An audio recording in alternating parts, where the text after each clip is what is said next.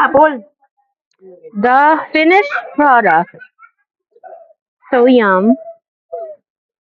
Si Apple kay gidumtan yan ni. Oh, sige, ipakaon ko. Nara. Oh, napay radish, oh. Ay, ayaw di ay. Di din, pwede ang radish, di ay. Di kilain ani.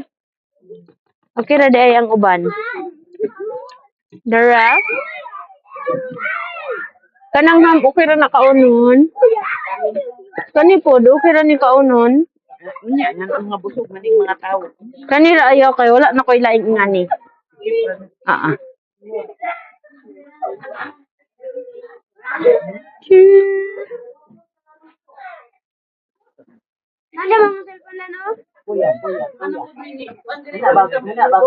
The finished product, the mess, and the output. Pagpuyo mo siyo. Kuya.